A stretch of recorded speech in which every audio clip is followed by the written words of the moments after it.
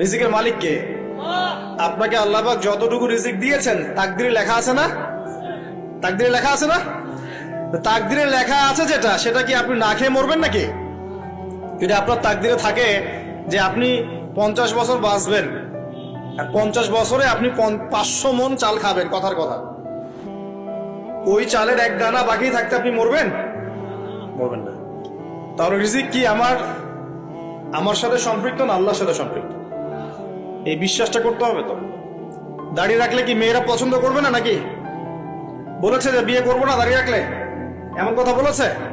যদি কোনো মেয়ে এরকম কথা বলে, ওই মেয়েকে বিয়েই করার দরকার নেই আপনার। যদি কোনো মেয়ে আপনাকে বলে যে দাড়ি রাখলে ভালো লাগে না, শেভ করতে হবে, না হলে বিয়ে হবে না, বিয়ে করব না, ওই মেয়েকে বিয়ে না করাই উচিত আপনার। মানে আপনাকে বিয়ে করার যোগ্যতাই হয়নি তার, ওর তো যোগ্যতাই হয়নি আপনাকে বিয়ে করার। সে তো দাড়ি নিয়ে প্রশ্ন তুলছে।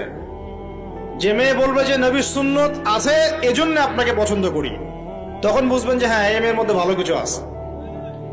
যেই মেয়ে দেখবে যে আপনি নামাজি কিনা, যেই মেয়ে দেখবে আপনি নামাজি কিনা, দাঁড়িয়ে আছে কিনা, ইমানদার কিনা, দিনের জন্য কিছু করেন কিনা, হালাল খান কিনা, ওই মেয়ে ইনশাল্লাহ আপনার ঘরে শান্তি দিবে।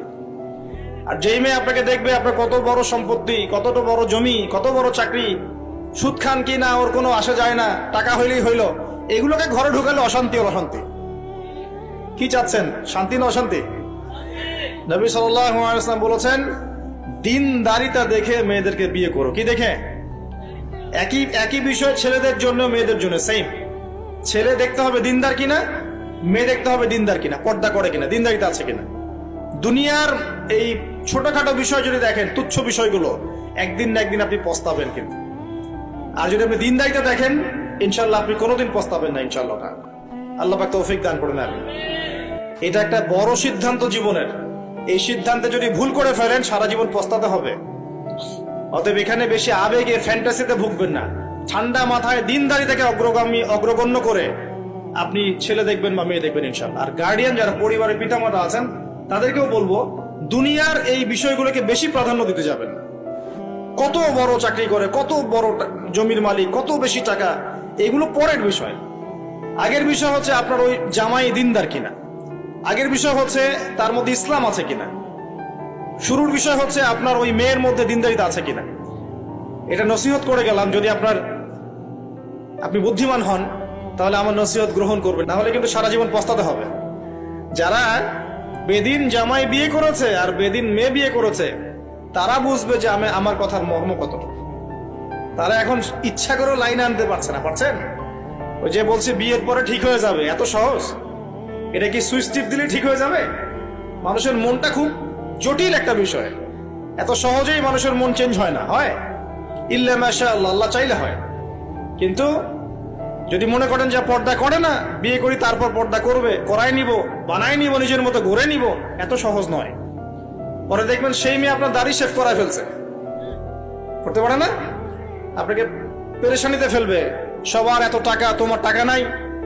এই যুগে একটু সুদ খেলে কি হয়, সমিতিতে নাম লেখালে কি হয়, সুদের লোন নিলে কি হয়, সবার একতলা বাড়ি, আমার কেন, সবার 4-5 তলা বাড়ি, আমার কেন একতলা থাকবে, নাও লোন নাও, বাড়ি করি। আপনার স্ত্রী আপনাকে এদিকে ইনফ্লুয়েন্স করবে, করবে না? করবে। এইভাবে তো বহু পরিবারের কর্তা দিন দিন হাডুষ্ট করে মারা যাচ্ছে। টেনশন, পারিবারিক অশান্তি। অতএব দিনদারিতাকে প্রাধান্য দেন ইনশাআল্লাহ। দিনদারিতার সৌন্দর্য কখনো শেষ হয়ে যাবে না ইনশাআল্লাহ। আল্লাহ পাক তৌফিক এনায়েত করুন। আমিন। প্রিয় ভাইরা, আলোচনা একটা বড় অংশে এবার আসছি, এদিকে খেয়াল করেন, একটু মনোযোগ দিতে হবে। এখন থেকে আমরা একটু গুরুত্বপূর্ণ জায়গায় যাব। নবী সাল্লাল্লাহু আলাইহি ওয়াসাল্লামের সুন্নতের উপর আমল না করলে আমরা কি জান্নাত পাবো কিনা? আর নবীর সুন্নত কি শুধুমাত্র ইবাদত বন্দেগীর ক্ষেত্রে করলেই হবে, না জীবনের সব ক্ষেত্রে করতে হবে? আমার সাথে কথা বলেন। নবীর সুন্নত কি শুধু ইবাদত বন্দেগীতেই করব, নাকি জীবনের সব ক্ষেত্রে করব? আল্লাহর নবী সাল্লাল্লাহু আলাইহি ওয়াসাল্লাম মাত্র 23 বছরে আইয়ামে জাহিলিয়াতকে সরিয়ে দিয়েছেন কি দেন নাই? আইয়ামে জাহিলিয়াতের শিরক, ওখানকার আপনার সুদ, ওখানকার আপনার জেনা, ওখানকার মাদক, ওখানকার গোত্রীয় হানাহানি 23 বছরের মধ্যে পরিবর্তন হয়েছে কিনা? যখন মক্কা বিজয় হয়েছে, তখন কি ওই মক্কার মধ্যে কোনো শিরক ছিল, কোনো মূর্তি পূজা ছিল, কোনো সুদ ছিল, কোনো মেয়ের সাথে খারাপ আচরণ করা হয়েছে, কোনো ধর্ষণ হয়েছে, কোনো ব্যভিচার, গোত্রীয় হানাহানি, না সবাই ভাই ভাই হয়ে গেছে? 23 বছরের মধ্যে আল্লাহর নবী কি এমন করলেন যাতে একটা অন্ধকারাচ্ছন্ন সমাজ আলোকিত হলো? কি এমন করলেন, কে বলতে পারবেন?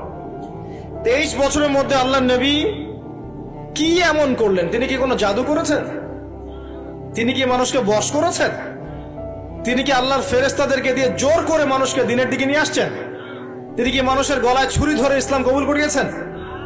এই কোনো কাজে আমাদের নবী মুহাম্মদ সাল্লাল্লাহু আলাইহি ওয়াসাল্লাম করেন নাই। করেছেন? বরং তিনি মানুষের কলব, মানুষের হৃদয়টাকে পরিবর্তন করে দিয়েছেন। বলেন সুবহানাল্লাহ। মানুষের হৃদয়ের মধ্যে আগে কুফর ছিল, আল্লাহর নবী সেখানে ঈমান ঢুকিয়ে দিয়েছেন। মানুষের হৃদয়ের মধ্যে আগে শিরক ছিল, আল্লাহর নবী সেখানে তাওহীদ ঢুকিয়ে দিয়েছেন। মানুষের হৃদয়ের মধ্যে আগে হারাম ছিল, নবী সাল্লাল্লাহু আলাইহি ওয়াসাল্লাম হালাল ঢুকিয়ে দিয়েছেন। মানুষ আগে বস্তুবাদী ছিল, দুনিয়া কেন্দ্রিক ছিল, আল্লাহর নবী মানুষকে পরকালমুখী করেছেন। মানুষ আগে আল্লাহকে চিনত না, আল্লাহর নবী মানুষকে আল্লাহকে চিনিয়েছেন।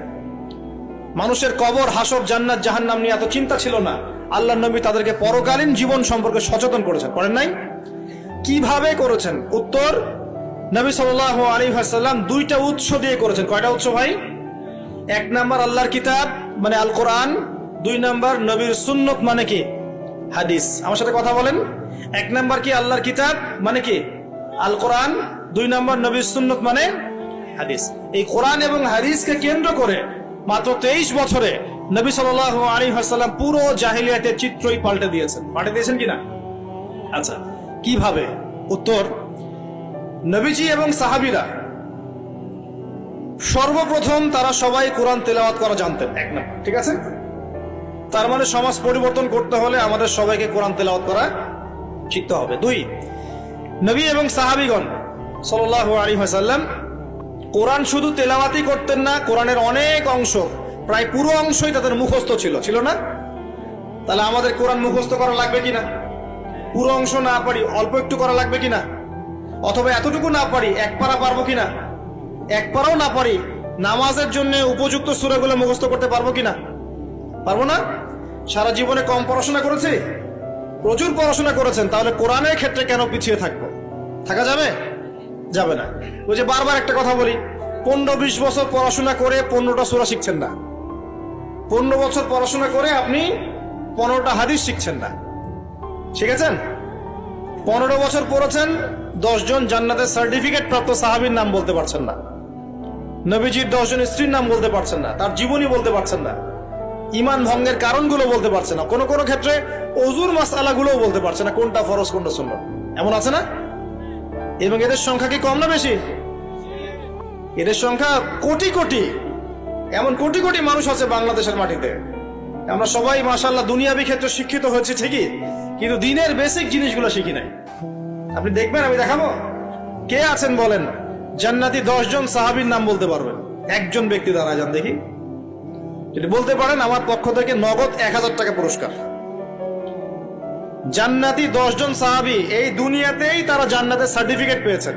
আল্লাহ নবী বলেছেন তুমি জান্নাতি, তুমি জান্নাতি, তুমি জান্নাতি। 10 জন বলতে পারবেন কেউ? কিন্তু বিশ্বাস করেন, আমি যদি এখন ধরি, কোনো পুরস্কার দিব না, 1 টাকাও ভাদিয়া নাই। আমাকে বলেন বাংলাদেশ ক্রিকেট টিমের 10টা প্লেয়ারের নাম বলেন, সবাই বলতে পারবে। পারবে না? 10 জন ইন্ডিয়ান নায়কের নাম বলতে বলেন, পারবে। 10 জন ইন্ডিয়ান নায়িকার নাম বলতে পারেন, পারবে। 10 জন আর্জেন্টিনার প্লেয়ারের নাম বলতে পারেন, পারবে। 10টা ব্রাজিলের প্লেয়ারের নাম জিজ্ঞাসা করেন, পারবে। এগুলো পারবে তারা। পারবে কি না? সত্যি কথা বলেন, পারবে কি না? অবশ্যই পারবে। 10টা বাংলা সিনেমার নাম বলেন, পারবে। 10টা হিন্দি সিনেমার নাম বলেন, পারবে। পারবে কি না? সত্যি কথা বলেন, পারবে কি না? অবশ্যই পারবে। না পারলে তো আলহামদুলিল্লাহ, আপনার জন্য দোয়া থাকবে যে পারেন নাই। কিন্তু বেশিরভাগ ছেলে পেলেই পারবে, বেশিরভাগ মেয়েই পারবে। মেয়েদেরকে জিজ্ঞাসা করেন 10টা সুন্দরী মেয়ের নাম বলো, ভারতের, পশ্চিমের, হ্যাঁ, সিনেমার, নাটকের, গায়কের, গায়িকার 10টা সুন্দর সুন্দর মেয়ের নাম বলো, বলে দিবে। পারবে না? জিজ্ঞাসা করো আজকে গিয়ে যে 10 জন জান্নাতের সার্টিফিকেট প্রাপ্ত 10 জন সাহাবীর নাম কি, দেখবেন বেশিরভাগই বলতে পারবে না। এই বিষয়টাকে আপনি কি মনে করছেন? বিগত 10, 20, 30 বছর থেকে আমরা দেখছি যে একটা অসুস্থ প্রজন্ম তৈরি হয়েছে। অসুস্থ প্রজন্ম। কিরকম অসুস্থ? দিনের জ্ঞান অর্জনের কোনো ফিকির করে না, সারাদিন দুনিয়ার জ্ঞান অর্জন নিয়ে পড়ে আছে। এর উদ্দেশ্য একটা সার্টিফিকেট অর্জন করে চাকরি পাওয়া। উদ্দেশ্য এটাও না যে এই জ্ঞান দিয়ে সে দেশ ও জাতির খেদমত করবে, এটা উদ্দেশ্য না। অসুস্থ প্রজন্ম, জিজ্ঞাসা করবেন ইসলামের বেসিক জিনিসগুলো জানে না, বাইরের বড় বড় জ্ঞান তার জানা আছে, পুরো পর্যায় সারণী মুখস্থ কেমিস্ট্রি, 10 জন সাহাবীর নাম বলতে পারবে না, 10 জন নবীর নামও বলতে পারছে না। 10টা সূরা ধরলে প্যান্ট খারাপ হয়ে যাবে। একটা সূরা, সূরা ফাতিহা বিশুদ্ধ করে কোন আলেমের সামনে তেলাওয়াত করতে দেন, দেখবেন 10টা ভুল করে বসে আছে। অনেকে তো আলহামদুলিল্লাহ উচ্চারণ করতে পারে না। কেমন আছেন? আলহামদুলিল্লাহ ভালো আছে, আলহামদুলিল্লাহ ভালো আছে, আলহামদুলিল্লাহ। আলহামদুলিল্লাহ মানে কি? আলহামদুলিল্লাহ মানে সমস্ত প্রশংসা কার জন্য? আল্লাহর জন্য। আর আলহামদুলিল্লাহ মানে সমস্ত ধ্বংস আল্লাহর জন্য। নাউজুবিল্লাহ। অর্থ কি হয়েছে দেখছেন? আলহামদু, আলহামদু মানে ছোট হায়া হাওয়াজ দিয়ে পড়লে অর্থ পরিবর্তন হয়ে যায়, উল্টা অর্থ হয়। আর আলহামদু বললে অর্থ পারফেক্ট হয়। কুল হুয়াল্লাহু আহাদ, কুল বললে একটা অর্থ হয়, আর কুল হুয়াল্লাহু আহাদ বললে আরেক অর্থ হয়। তারপরে কুল ইয়া আইয়ুহাল কাফিরুন লা আ'বুদু মা তা'বুদুন একটা অর্থ হয়। আর যখন বলে কুল ইয়া আইয়ুহাল কাফিরুন লা আ'বুদু মা তা'বুদুন আরেকটা অর্থ হয়। এগুলো আলেমরা বুঝবেন। তো কুরআনই তো পড়তে জানছে না। 15 বছর 20 বছর পড়াশোনা করে আমরা কি প্রজন্ম তৈরি করছে বলেন তো? আগামী 2-3 দিন পর তারা রাস্তাঘাটে কনসার্ট করবে, নাচবে, পিকনিক করবে, হইহুল্লা করবে এবং পশ্চিমাদের সাথে তালে তাল মিলিয়ে বলবে যে 31st night happy new year. তারা বলবে আগামী 2-3 দিন পরেই করবে। কিন্তু আজকে আরবি মাসের কয় তারিখ বলতে পারবে না। আরবি বর্ষপুঞ্জি আছে না, ক্যালেন্ডার, আরবি নববর্ষ কবে, প্রথম মাসটার নাম কি সেটা বলতে পারবে না। রমজান মাস তার আগে কোন মাস, পরে কোন মাস বলতে পারবে না। কিন্তু 31st নাইট তারা চিনে। তারা লাইলাতুল কদর চিনে না, তারা লাইলাতুল কদর চিনে না, 31st নাইট চিনে। আপনি কোন প্রজন্ম তৈরি করছেন দেখেন। এখানে প্রসঙ্গ যেহেতু এসেই গেল বলে দেই এই কথাটা, পরে ভুলে যাব, যে খ্রিস্টপূর্ব প্রায় 46 সালের দিকে এক ব্যক্তি ছিল, তার নাম ছিল জুলিয়াস সিজার। কি নাম?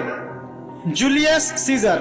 এগুলো আমি আসলে অনেকদিন আগে পড়েছি, আমার মাথায় এত লাইভলি নাই, আর এগুলোর চর্চা করা আমি বন্ধ করে দিয়েছি। আমাদের ফিলোসফি কিছু বই ছিল, এগুলোতে হিস্ট্রিগুলো ঘাটা ছিল সবগুলো, আর হিস্ট্রির একজন গভীর ছাত্র। তো এই জুলিয়াস সিজার নামে এক ব্যক্তি ছিল, যে আসলে সিজার নামক এক দেবতার উপাসনা করত। কথা বুঝতে পারছেন? ওদের অনেক দেবতা ছিল, এরকম একটা দেবতার নাম ছিল সিজার। ওর নামে সে নামকরণ রেখেছে জুলিয়াস সিজার। এই নক্ষত্র পূজারী ছিল, তারার পূজা করত। কথা বুঝতে পারছেন? তো তারার পূজা যে করে সে কি তাওহীদপন্থী না মুশরিক? বলেন, সে কি ইমানদার না কাফের, কোনটা? এখন সে একটা ক্যালেন্ডার ফর্ম করেছিল, এর নাম হলো এই গ্রেগরিয়ান ক্যালেন্ডার বলে। তো এখানে প্রথম বর্ষ যেটা, এই প্রথম বর্ষতে উৎসব পালন করা শুরু করেছে এই জুলিয়াস সিজার নামক এই ব্যক্তি প্রথম, এবং সে সমাজ এটা চালু করে দিয়েছে। এরপরে